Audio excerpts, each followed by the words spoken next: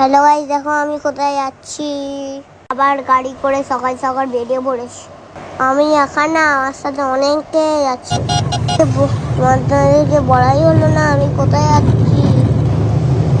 আমি যাচ্ছি বাবা বাবুন কাছে। তোমরা কে কে মন্দিরে গেছো বলো।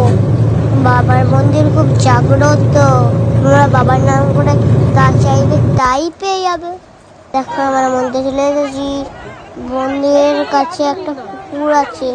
পুজো দেওয়ার জন্য আমি স্নানও করে নিলাম। কারণ যদি মনস্কা পূর্ণ হয়, মোরগ দিয়ে পুজো হয়। তাই একজন দুটো মোরগ পুজো দিতে যাচ্ছিল। বাবা বাদুন গাছে দেখে নাও, এই ঠাকুর দিয়েও পুজো দেয়। আশেপাশে তার বাচ্চাও এখানে পুজো নিয়ে চলে আসে। শনি মঙ্গলবারে পুজো হয়, অন্য দিনে পুজো হয় না।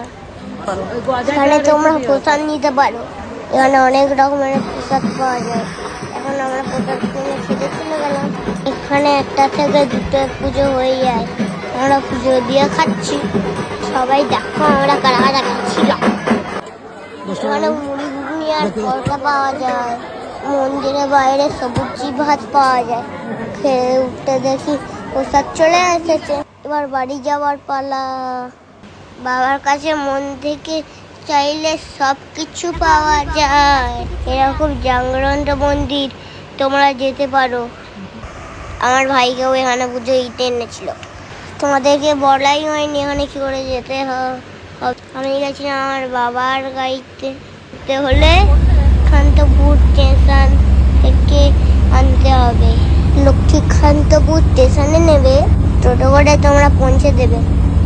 তোমরাই সবাই বাবার দর্শনে যেতে পারো। আমার ভিডিও তোমাদের কেমন লাগে, ভালো লাগলে ফলো করে দিও।